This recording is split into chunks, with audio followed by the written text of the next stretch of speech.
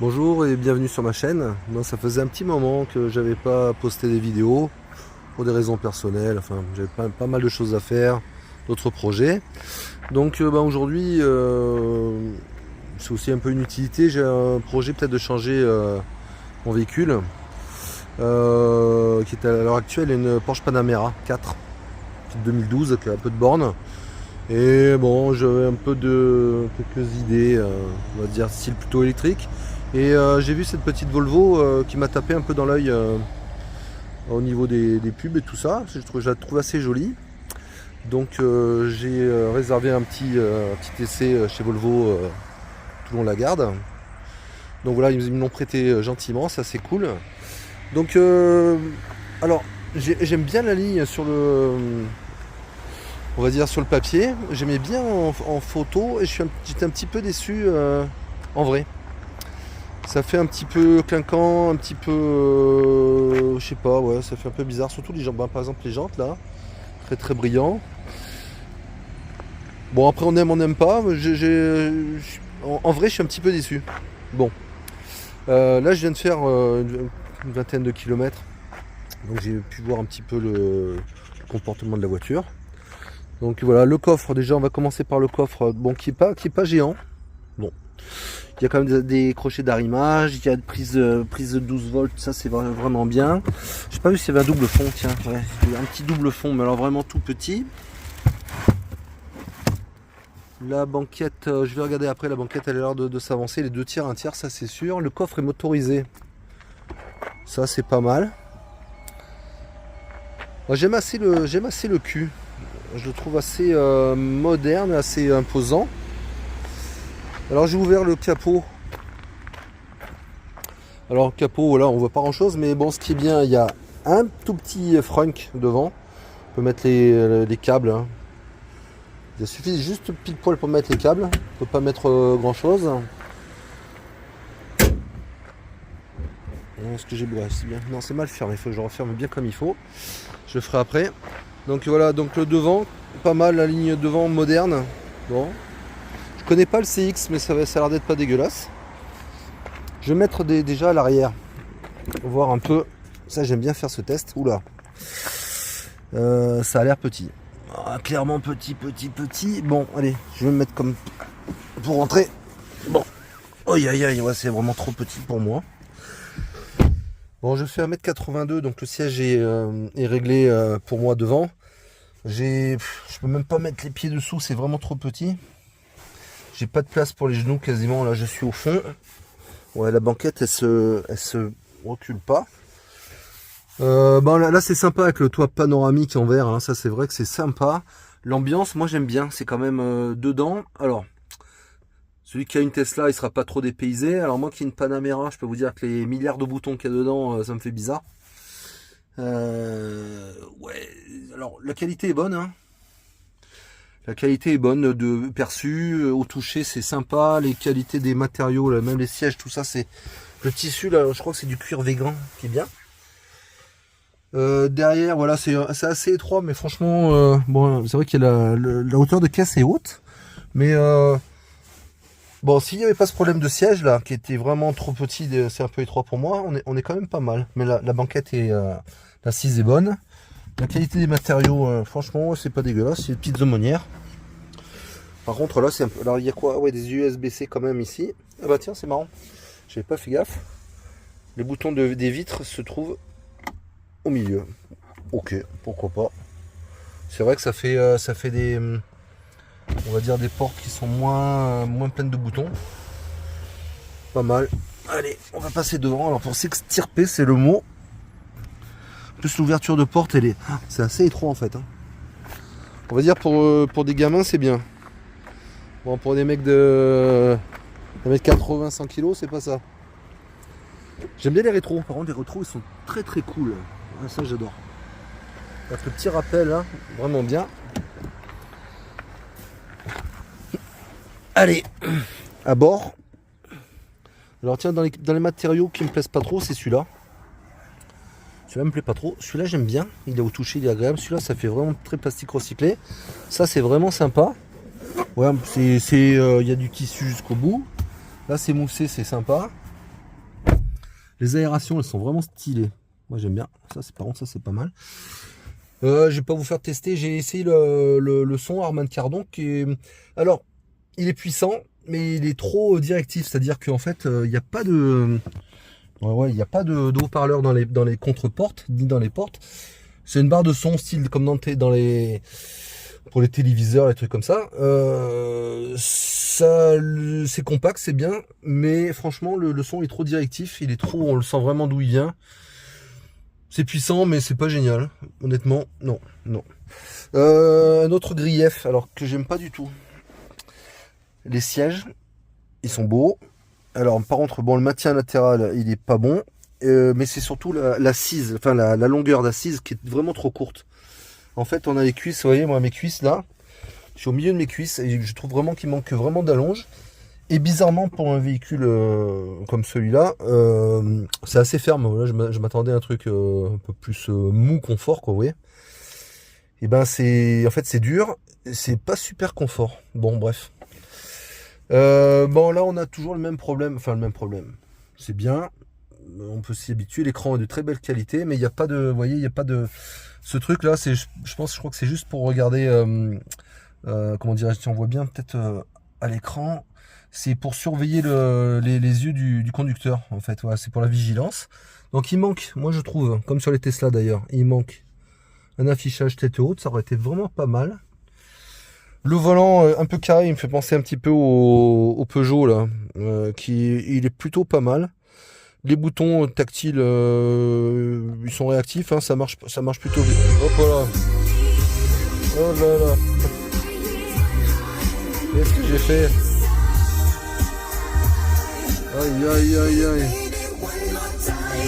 Alors, mais on va en profiter. On a une pensée ce matin pour toutes celles et ceux qui travaillent pour les chaînes de la TNT, C8, radio 12 depuis ce matin. Et oui. Bon, alors c'est clairement pas terrible, vous voyez. Donc là, en fait, je sais pas pourquoi ça s'est rallumé la radio. J'ai touché mes boutons, mais j'ai pas réussi à l'éteindre. Ça, c'est génial. Obligé de passer dans les X menus. Bon, la radio, ouais, bon, vous avez quand même pu écouter le son. Je sais pas ce que ça donne sur la caméra, mais bon, on verra bien. On va en profiter, tiens, pendant qu'on y est, de regarder un peu les rangements. Alors, un truc bizarre. Bon, c'est peut-être parce que j'ai une coque de téléphone. J'ai mis j'ai un S22 là. Normalement, ça devrait être recharge sans fil. Et ben, ça n'a pas fonctionné. Je ne sais pas. Peut-être parce que j'ai une coque. On a encore des prises USB ici. Je coupe. Bon. Ouais. Donc ouais, c'est bizarre. Bon, le rangement est pas mal, il est caché, celui-là il est pas mal. La boîte à gants, alors pareil, ça me saoule ça. On est obligé de passer par un bouton pour une boîte à gants. Qui est vraiment toute petite en plus, hein. Vraiment ça sert à rien. Allez, bon bref. Bon, pendant qu'on y est là dans l'écran, on va regarder un peu l'application, je vous montre un peu comment c'est foutu. Donc en haut à gauche, là, donc vous voyez là, marche avant, marche arrière, point mort.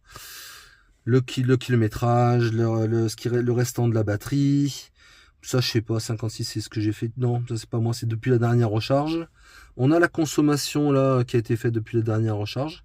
Moi, j'ai fait un petit peu moins, en faisant des belles accélérations. En parlant de conso, je vais vous montrer la conso. Il faut aller dans paramètres voiture. Il me semble bien. Statut de véhicule. Information sur votre trajet. Et là, voilà, moi, je l'ai remis à 0. Bon, j'ai fait un peu plus de kilomètres, j'ai roulé, je l'ai remis à 0. Je voulais voir un peu ce que ça donne pour voir un peu en faisant un peu des accélérations, un peu de la vitesse un peu vite, un peu de la ville. La consommation, moi, je la trouve assez contenue. Franchement, 17,4, je sais pas si c'est vraiment réaliste, voilà. C'est pas mal. Les accélérations sont carrément franches, hein. Alors ce modèle-là, que je dise pas de bêtises, parce que je crois qu'il y a deux modèles. Je regarderai, mais je sais pas si c'est 229 ou 272 chevaux. Je crois que c'est 272, je regarderai. Propulsion, ça marche vraiment plutôt bien, hein. Ah oui, en parlant de ça marche bien et tout, moi il y a des trucs qui m'ont gonflé un peu sur cette voiture.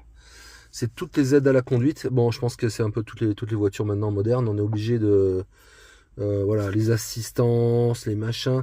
Ouais, d'origine, il n'y a pas le one pedal drive. Donc pour celui qui a l'habitude d'une voiture classique, essence, qui n'a pas beaucoup de frein moteur, c'est très bien, ça peut plaire. Mais moi je préfère, comme sur les Tesla, le One Pedal Drive, et il est très proche de Tesla. On peut quasiment jusqu'à l'arrêt, ça s'arrête. Donc ça c'est vraiment plutôt bien. Ça c'est vraiment tout ça, c'est chiant. Alors, le limiteur de vitesse, lui aussi il m'a un peu gonflé. C'est un peu pour augmenter la vitesse, c'était vraiment bizarre, voilà. Donc faut aller sur les touches, c'est assez compliqué, je le trouve pas très intuitif. Je suis un petit peu déçu par le limiteur de vitesse. Par contre il est adaptatif, ça c'est vraiment cool. Et quoi d'autre sur l'écran? Ouais, il y a les applications. Alors pareil, là on a un Apple CarPlay, enfin pas un Apple CarPlay, un Google Android, Google d'origine. Sauf que, alors faudrait que je regarde si on peut installer après. Par exemple, j'aurais aimé mettre le Drive, le Waze par exemple. Je pense qu'on doit pouvoir l'installer. Ouais, Waze, le Waze y est après, donc ça peut être bien. J'ai eu bizarrement des déconnexions sur mon S22. Alors, je ne sais pas pourquoi. Ça a marché une fois, il s'est déconnecté, il a fallu que je le reconnecte. On va vérifier quand même un peu s'il n'y a pas un peu des bugs dans ce logiciel. Bon, je sais pas que ça a l'air d'être Android Auto, mais bon. Comme c'est quand même une voiture qui est quand même sur la même base que c'est une Geely, qui est la même base que les Smart, tout ça.